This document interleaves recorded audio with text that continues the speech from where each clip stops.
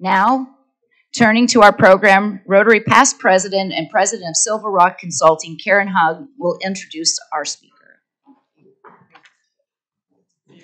Hi, everyone. It's great to see you.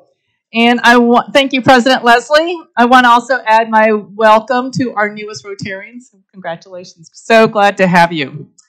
I had the pleasure of introducing our keynote speaker today at Rotary, and I can already tell that several of you already know Greg and are familiar with him. So I know Greg Wesley from his active civic circles and community influence, and he certainly has a very distinguished background. So we don't have all that time. I'm going to just give you some of the highlights. So Greg Wesley is the Senior Vice President, Strategic Alliances and Business Development at the Medical College of Wisconsin, where he serves as a key strategic leader, ambassador, and advisor. And also, very recently, right, Greg, as Interim General Counsel, which of itself is another job. So Greg is the founding co-chair of ThriveOn Collaboration, and also as a former private practice lawyer and NWC trustee, Greg currently serves on many boards. They include MHS Health Wisconsin, Milwaukee World Festival, and who wouldn't want to be on that board? The Metropolitan Milwaukee Association of Commerce, the Greater Milwaukee Committee, Teach for America in Milwaukee, where he is chair, and Versity, among many others. Additionally, Greg is the Milwaukee County Supplemental Court Commissioner and a fellow of the Wisconsin Law Foundation, where he practiced law regularly and was recognized as one of the best lawyers in America. Greg earned his undergrad from Indiana. I think there's a few Indiana alums here. And his law degree from Wisconsin-Madison. Of course, there's a lot of alums from Madison. So please join me in welcoming Greg Wesley and give him a warm Rotary welcome.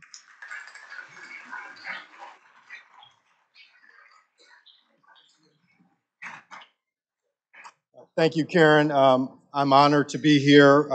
Good afternoon to all the Rotarians here and also those virtually.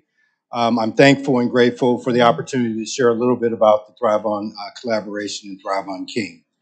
I have some colleagues in the room. I want to make sure I recognize them, Jason and Stacy and Holly.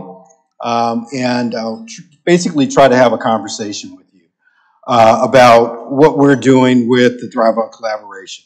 So many people will ask, what is ThriveOn collaboration? It's really a historic investment by three entities, the Greater Milwaukee Foundation, the Medical College of Wisconsin, and Rural Capital. And we came together with a joint vision, which is that we would like Milwaukee to be a equitable, healthy, and thriving city for all. And I'm just going to pause on that. The for all means everyone in this community.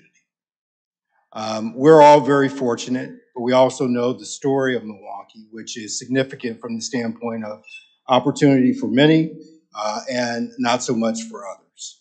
And as anchor institutions, the Milwaukee, the Medical College of Wisconsin was on a journey of wanting to commit to health equity more deeply.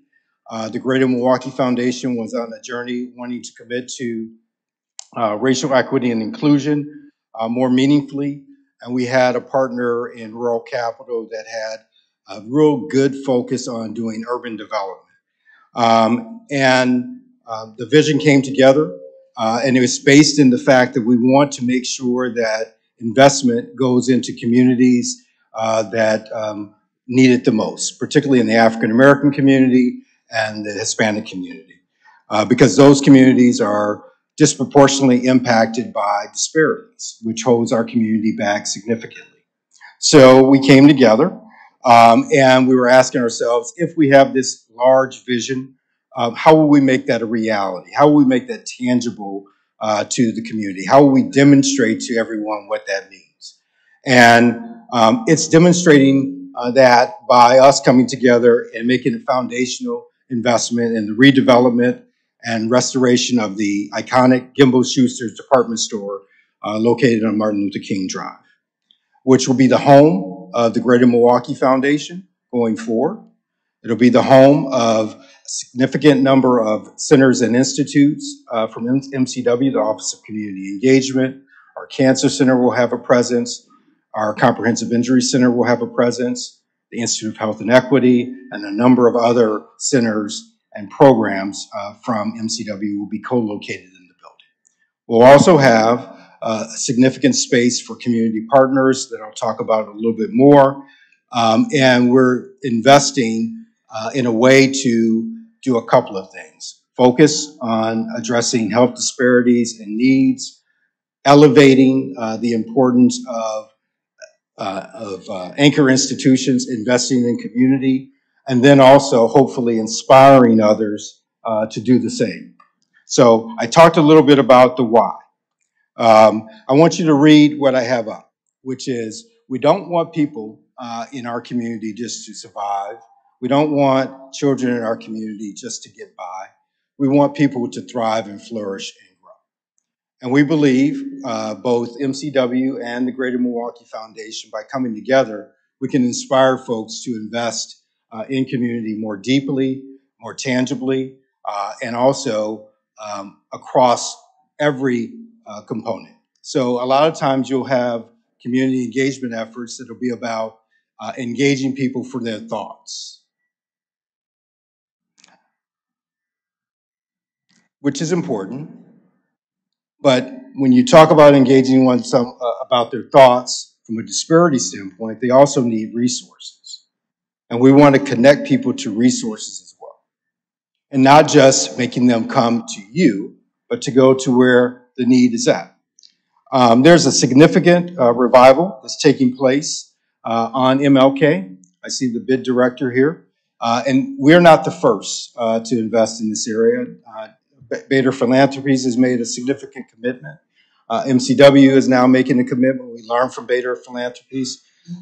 We have traveled around the country and we've looked at efforts that have happened in other communities in Atlanta, in Pittsburgh, in Chicago, and Detroit. And we said that we wanted to bring some of the best things that we learned from there to our facility. And we wanted to also bring about opportunities for investment from the standpoint where you're creating job opportunities for people who need them, addressing issues from a food access standpoint, developing relationships with people who can participate in clinical trials. But in order for that to happen, you have to break down some of the historical conversations the historical mistreatment, I'll just be really direct, that has happened, but you have to have that conversation with people about what happened, why it will be different going forward, and how you won't disappear going into the future. And our investment on King Drive, which is generational, means that we will be there for a generation, and the ability to have a conversation not just with current leaders, but future leaders and their children. I'm going to get to that in a moment and talk about our chosen neighborhood. But we really wanted to be inspirational by investing in the Gimbels-Schuster's building. I know a number of people are familiar with it. We chose this neighborhood very carefully.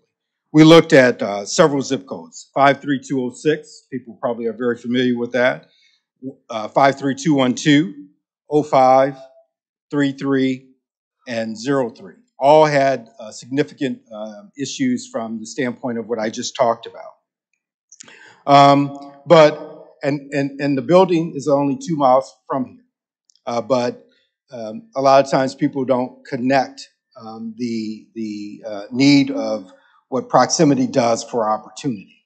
So when we identified the Gimbels-Schuster's building, the history was really important to us, right? So history to communities, particularly the African-American community, and some of the aspects of urban renewal, that wasn't lost on us.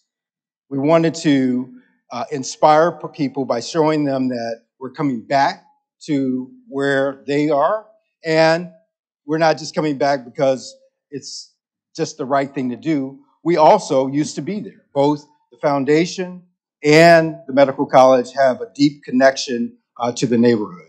It sits at the intersection of 3 very, very proud neighborhoods, Harambe, Halliard Park, and Brewers Hill.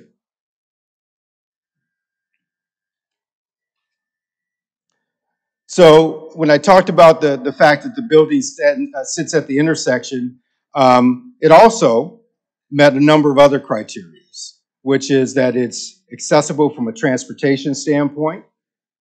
It has a good housing stock. It has great people. It has the ability to inspire others to do similar things because of the historical significance of the building. It met a very important task, which was in order to make a significant investment, we had to be able to convince banks and financiers and investors that this was a place to go without the traditional subsidies that sometimes need to happen. And I'm proud to say that we're not using any public subsidies to bring about our investment. This is an investment from the foundation, from Rural Capital, and also from MCW in a way that will demonstrate that the marketplace can also play a role in addressing some of our intractable issues here in Milwaukee that will make this community better overall. So let me talk a little bit about the building itself, the historic Gimbels-Schuster's department store. So nearly everyone who has grown up in Milwaukee has some kind of emotional connection to what the building is and the neighborhood. That was a primary reason for us being able to select this building. I want to make sure I give Michael Coakley a lot of credit. Michael owned the building. It was a building that was underutilized. It was utilized as a dry storage warehouse. But he had some historic tax credits, and he didn't really know how to pull off the development. He partnered with us. He cooperated with us, and he sold the building to Rural Capital, and is allowing that building to come back to life. And the historic tax credits transferred to the project, and we're able to demonstrate what a number of you might have from an emotional connection standpoint to the building. How many people have a connection to the Gimbels-Schuster's building here? So that's a pretty good connection. I'll talk a little bit about, it was the Schuster's department store in 1907. And a factor that was really important to us was that it was one of the first places in Milwaukee that dealt with discrimination in a way where it was providing opportunity to people for jobs. So Schuster's responded to a call from the NAACP in 1949 to provide employment opportunities for the African American community. And this building that we're going to was one of the first places where African Americans could work in a way that brought dignity to their lives. In 1964, I should say in 1962, the Gimbels department store was sold to Schuster. I should back up. Schuster's was sold to Gimbels in 1962, jointly branded for a little while, and then eventually it just became known as Gimbels. We envision this space as a place where all of community can come to. We're going to have on the first floor significant community space that will honor the African American community from an arts perspective. We'll have a partner in Versity, which will be on the first floor of the building. We have a early childhood education provider in Maleka that will be there. That's a 5-star facility with 15,000 square feet of space for Maleka. And then we have JobWorks MKE coming in, and they will be able to focus on providing employment opportunities for those who have experienced life challenges but are ready to go back into the workforce, but not just to get a job, but also to be able to sustain the job. And I'll come back and I'll talk about that a little bit more. So I talked a little bit about the historical significance of the building to both MCW and GMF. Few people know that MCW was in this neighborhood many, many years ago. From 1898 to 1932, MCW was on 4th and Reservoir. and it was called the Wisconsin College of Physicians and Surgeons, which eventually became the Medical College, Marquette University School of Medicine. And we were there for many, many, many years. The building is still there. It's now condos, and that's kind of the fancy way of things happening. But it's still there. So we feel like we're coming back to where our roots started. The foundation also has significant connections there. One of the grandsons who was the founder of the Gimbels-Schuster's building, the Oswald family, donated assets to the Greater Milwaukee Foundation many years ago. And they still have a fund that operates at the foundation to this day. That fund is focused on providing care, treatment, and education for those living with disabilities. I talked about Hallier Park. Hallier Park is named after Wilbur and Addie Hallier. They actually have a fund that is at the Greater Milwaukee Foundation now. And that fund focuses on scholarships for the African American students who have a focus on careers in business and finance. So the connections to MCW is important. The connections to GMF is important. Now I'm going to talk about our neighbors. So we came up with this big idea. The building, by the way, is 455,000 square feet. So that's a significant building. And for the bankers in the room, think about how you would carve out an opportunity to redevelop a 455,000 square foot building at the intersection of 3 different neighborhoods who probably have 3 different ideas about what the building should be. That's pretty hard to do. So instead of coming into the community and telling them what we were going to do, we engaged them. And starting in about just before 2019, we held significant number of listening sessions.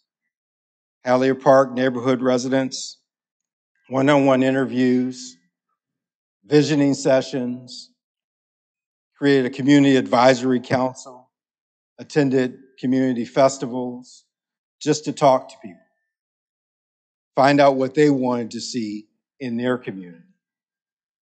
We were very honest with them about what we thought we could do, and when we heard them and they were talking about something they wanted and we knew that we couldn't provide that, we were honest. We don't think we can do that. But here's what we do think we can do. Would you partner with us? We had a deep, deep conversation, which continues to go on to this day. Mindful the fact that we had a pandemic that turned us all upside down, and instead of going dark on the community, we continued to engage them. We went virtual with people. We talked to them constantly. We still talk to them to this day. We want them to be our neighbors and feel like the building is a part of them and we're a part of making change in their neighborhood in a way that they can be proud of. So this is what we determined as the priorities of the collaboration. Housing, early child education, health and wellness, social cohesion, and economic opportunity. Talked a little bit about our partners, and what we wanted to make sure we did with those priorities is to have a tangible example, physical example in the building, day one. So the size of the building, 450,000 square feet approximately. We knew, MCW and GMF, that we couldn't take the whole building. And we couldn't find enough partners to take all of the uses that we envisioned. So half of the building will be housing that has been catalyzed and developed by Rural Capital, 90 units of affordable housing that will be intergenerational, right? In the beginning, when we were thinking about the intergenerational piece, we were thinking about young people. A number of the older residents said, I've been here 40 years, and if I want to sell my house in Hallier Park or Brewers Hill or another part of the community, and I want to live here, is there an opportunity for us to do that? So make sure that there can be that intergenerational connection. So the first and second floor of the apartments are dedicated primarily to those who are 55 and older. and then the rest of the units, which will be 90 units of housing, between 1 and 4 bedrooms, will be there. On the early childhood education front, I talked about Maleka, and Maleka has always wanted to have a second operation. So people are probably familiar with what great work MATC does and UWM does from an early childhood education provider standpoint, but the reality is they can't do it alone. Access is a huge, huge issue. So we went out, we studied and partnered with the Illinois Facility Fund. They did a research paper to tell us exactly how many high quality seats were needed in the area. Maleka, being a 5-star center, can now organize a business case to expand with an exemplar facility in our building. We have a great partnership with Versity, which formerly is known as the Blood Center of Wisconsin. And people are familiar with some of the chronic health conditions that exist, particularly around sickle cell anemia, and increasing the number of diverse donors has to be tackled. It's the first time a blood center has done quite what they're doing, and they're going to be able to provide employment opportunities, opportunities to increase the understanding of the importance of blood donation and organ donation, and also talk about the importance of research, but right in the community with the people. So we just, and we were able to inspire Versity to step up.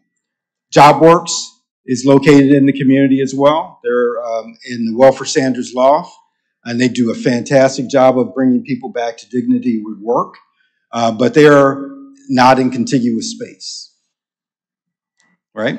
So imagine if you are trying to get your life back together, and you have to go to some place, and you have to go to the first floor, and then the 4th floor, and then the 5th floor, and you're probably already dealing with a lot of other challenges. Building is solid, but it's not what it could be.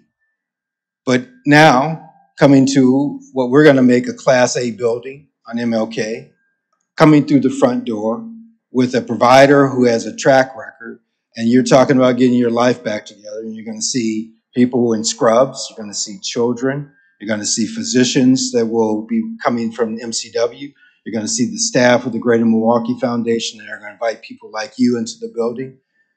You have those intentional collisions of opportunity that we believe will happen on the first floor. And then from an economic opportunity standpoint, I'd like to point out that this building is being leased by MCW and leased by the Greater Milwaukee Foundation, but owned by Rural Capital and Kevin Newell. It's a $100 million investment that's happening in the community, and it's been done through collaboration. And I would also say, from a social cohesion standpoint, we're connecting all of those residents and those neighbors in a way that they have not been connected before. And with all of the other investment that's happening on King Drive, such as the Doman Foundation, the Bronzeville Arts Center that's coming up, the great work that's happening with America's Black Holocaust Museum, you have what I would call an anchor in a barbershop with G's Clippers, gives the ability for community to be proud of what's happening. So that's what we're trying to do. I hope that I've inspired you about what the ThriveOn collaboration is. And we're calling the building ThriveOn King. And I want to do a couple of things. It sits on MLK, which is a north-south boundary, Bellar Phillips, another north-south boundary, Garfield, east-west, and Lloyd Street, east-west. And we're just deeply, deeply excited about what is possible. And we believe it will inspire others to invest in a neighborhood that has a deep, deep history and connection to Milwaukee. And we're bringing back to significance a building that means a lot to people, but also in a community that has suffered a great deal after urban renewal happened in this community. So I'll just talk a little bit about the impacts. I won't read it. You can see it. We want to change what's happening from a, I call it a negative narrative standpoint to create pride in residents who mean a lot to this community, and then allow all of you who want to make a change to be able to have that credibility, but not be swimming by yourself, right? So a lot of times efforts happen where it's one person feeling like they need to go and do something, but it's not that collective power that can happen when people come together. And as anchors in this community, the foundation and MCW want to inspire people to get involved and then feel like they're actually making a difference, because you're seeing a change from a health disparity standpoint. You're seeing a change from a violence prevention standpoint. You're seeing a change with people in communities volunteering and wanting to be a part of things as opposed to locking their doors. So stay connected. We are on all of the social media platforms thanks to MCW and GMF technology people. So Facebook, Instagram, LinkedIn, we have a website. So this story is so much bigger than what I've been able to communicate to you in the few moments that I've had. So, please follow us. And then I'm going to open it up to questions, because I've been told that this is a very attentive group and a group that likes to ask tough questions. So fire away, please.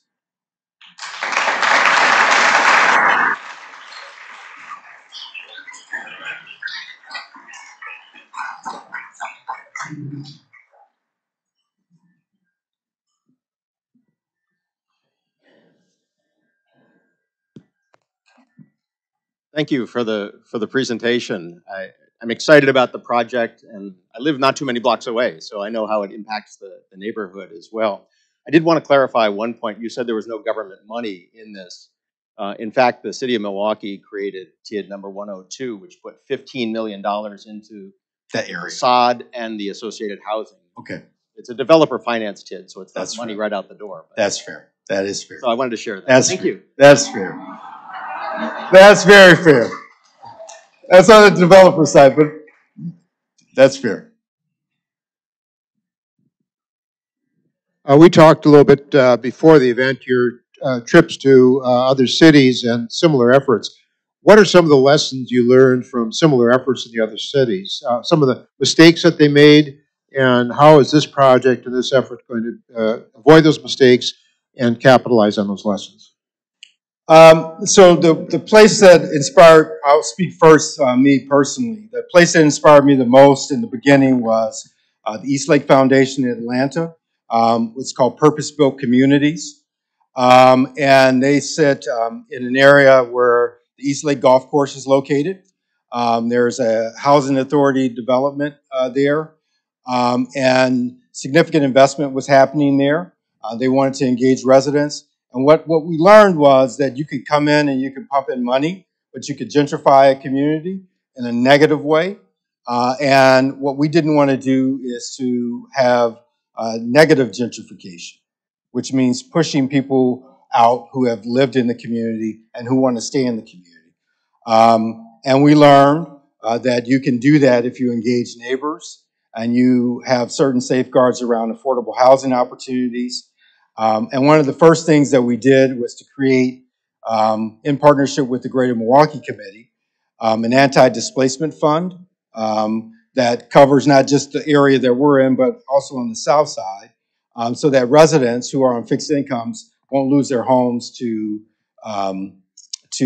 tax increases if their property tax goes up in a way that is that they're unable to afford the taxes because they're on the fixed income. So that's one lesson that we learned. The second lesson was that we couldn't stop our engagement work, because if you stop the engagement work, you become kind of tone deaf, and you bring new people in, and they don't know the kind of the inner workings of how the community is established. So we have to continue to listen to people. And then we also want to make sure that the services that we're bringing are services that people want to utilize. And then the last thing I would say is um, we know that we have to be there for the long haul. So we're trying to make sure that we're not by ourselves and we bring others along, but they have to try to replicate some of the same things that we're doing. So those are the lessons that we learned from purpose-built communities. And then we're going to continue to learn. And we're looking at different models. At MCW, we created what's called a Health Equity Academic Committee so that the story isn't just my story or Dr. Young's story or an individual story, but it's the faculty's story. And then at GMF, the same thing. It has to be bigger than an individual. It has to be about an institution. Thank you for your presentation. And I apologize in advance if I missed this, but when you talked about the housing, I don't recall hearing low-income housing. So is this going to be low-income housing to serve the residents that you said that, you know, you're kind of in that community? And also regarding the giving, you know, kind of providing for healthy food options. So is there going to be, are you establishing some type of a market or something of that sort? So I apologize if I missed it. No, I actually didn't touch on that in a correct way. So the housing is affordable housing. It's not just low-income housing. So what we actually learned is that communities like Brewers Hill and Hallier Park and Harambe, there is a decent amount of low-income housing. And neighbors want mixed housing. They don't want a nice redevelopment to happen and not address some of the significant issues there. So you want that collision to happen of mixed income. We learned in Atlanta the importance of taking a person and making sure that they're interacting with people from all different backgrounds, right? If you do a development and it's all low income and you just move them from one place to the next, I've seen it has not had the same kind of impact that you would want it to have. So our development is affordable and is not just low income, it's mixed income, which will have low income housing as well as market rate and otherwise. On the food access side, we do have significant space on the first floor for a food vendor. And I purposely didn't talk about it because our negotiations with the food vendor that we want hasn't come through yet. But we anticipate having a high quality food offering on the first floor that will be a commercial operation.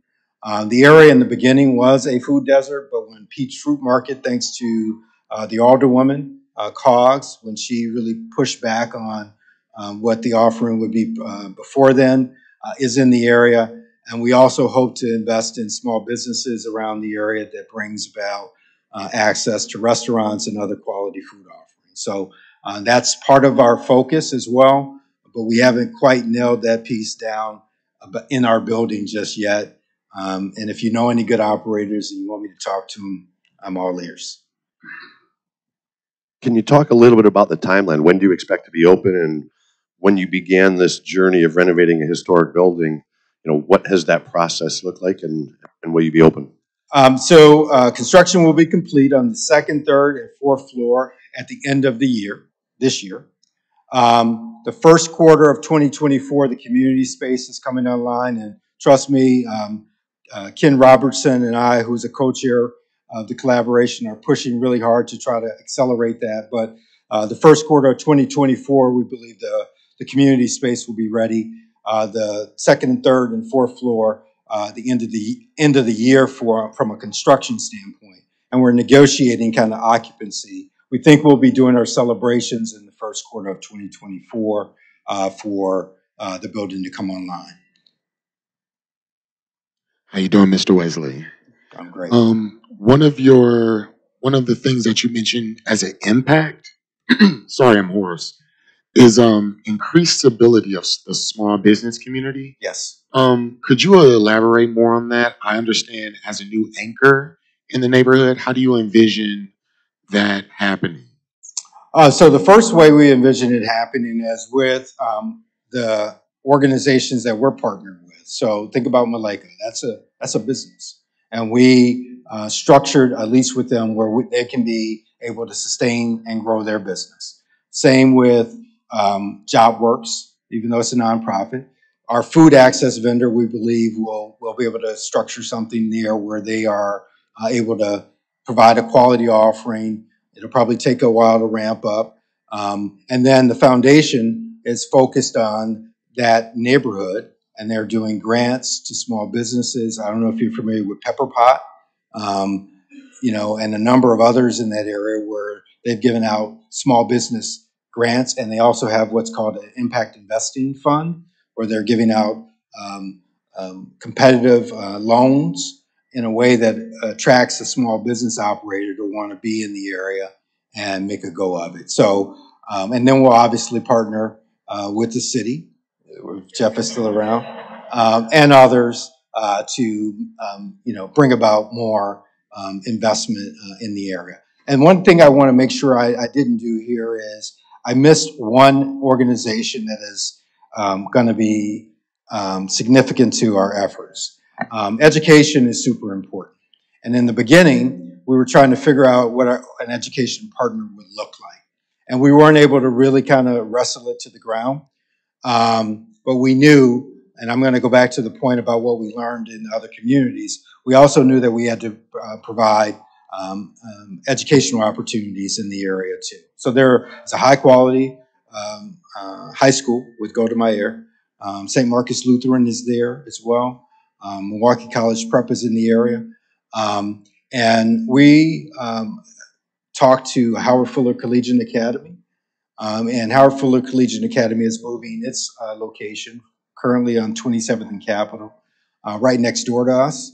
And the way that's going to happen is that the developer was able to donate land that he purchased that was connected to our development. And they're putting up a high quality 500 seat high school that will contribute to the vitality of the area.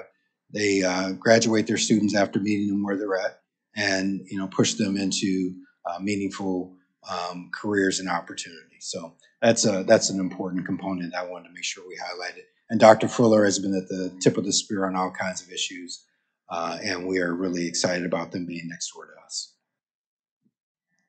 So I swear to the audience that Greg and I did not coordinate, because my question actually was about the educational engagement that was planned, and you've given examples of the organizations, and I was going to specifically ask about Howard Fuller.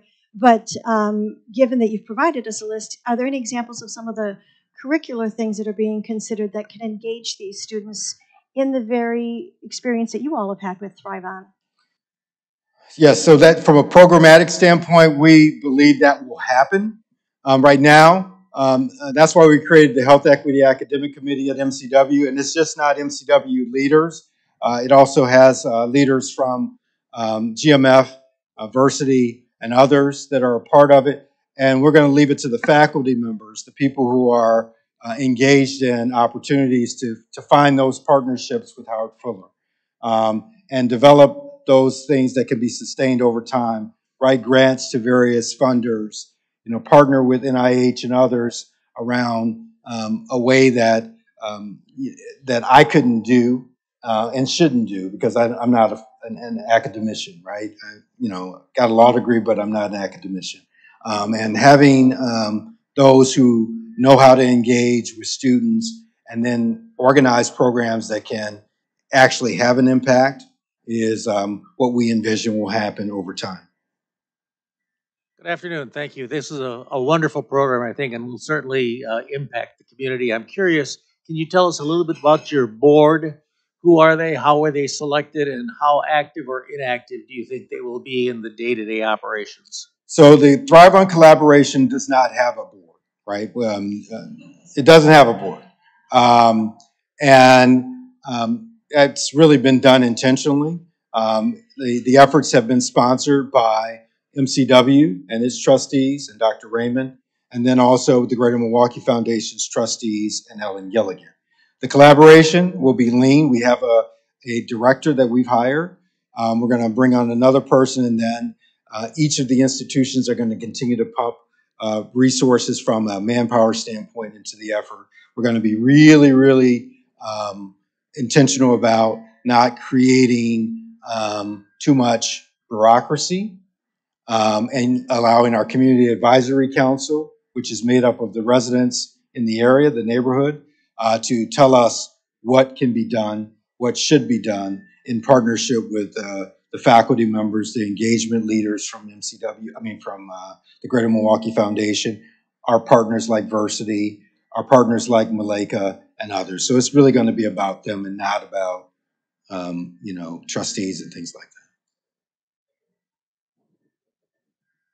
Hi, Greg. Thank you, and it's really been exciting to hear about the expansive nature, both in all of the thought that went into this and the community involvement and the partners that you have. I have two questions, really. One is, what does the medical college presence look like? I mean, are you going to have a clinic there, or what does that look like? And then I have to say that Rotarians love to visit new buildings. Sure. And so if there's if there's a chance, I know that they would be very interested. I'm sure we can arrange a great tour, maybe even during construction. I mean, that's even better.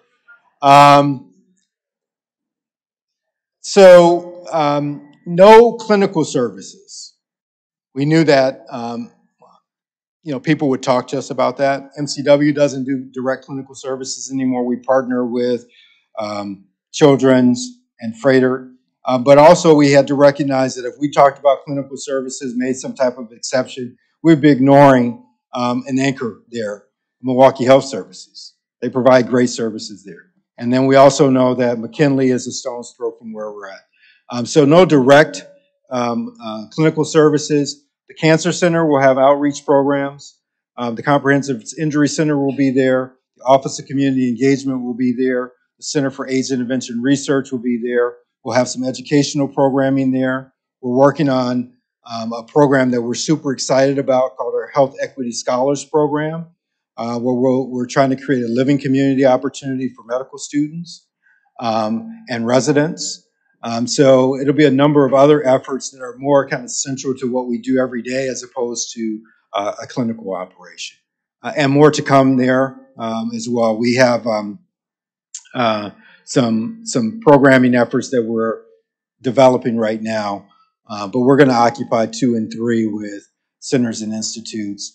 And there, in academia, there's centers that I probably haven't even heard about that are going to start, right? And a number of them will likely come online over time.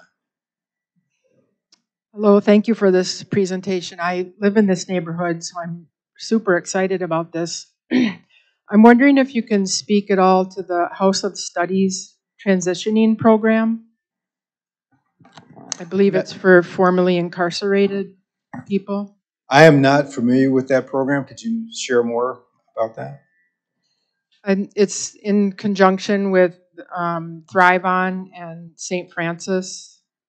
Oh, so St. Francis of Assisi, I mean, I'm very familiar with what they're doing. I mean, they were actually, Lenny Mosley.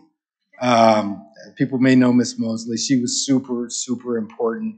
She was actually very important to us even having credibility in the beginning.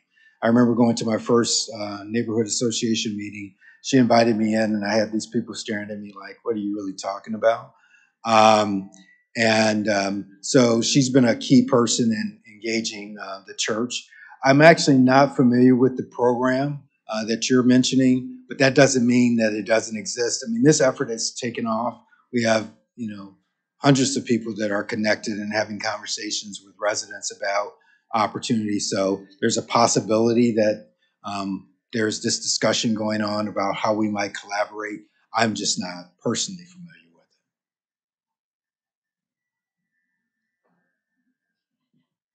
it. Hi there. I'm wondering, so 455,000 square feet, that's a lot of space. Have all the spaces sort of been accounted for, or there's still like empty spaces? And then secondly, next year, first quarter of 2024, is that like all occupants? So like, will all the apartments be ready at that point as well, or? So almost. The 5th floor of the building is not occupied. And that was done intentionally. It's about 15,000 square feet of space on the 5th floor. And we wanted to make sure the uses that we were pulling together would work first. So there's about 15,000 square feet of space that's left on the 5th floor of the building. The aspects of what was the other part of the question? The apartments. So The apartments will come online slightly after that. So they're not coming online in December, January, February. It's going to be June for the apartments. Occupancy, I'm a little squeamish on that because I would love to see occupancy happen toward the end of this year, but that's going to depend on construction acceleration. And then we also have to have a little bit of a negotiation about when is it best to actually go online, because we don't want to just show up in the building one day. We have to make sure that the work that we've done is true. So it's probably going to be the first quarter of 2024, but I'm still trying to push it up a little bit. That's my personal position, but most likely it'll be the first quarter of 2024.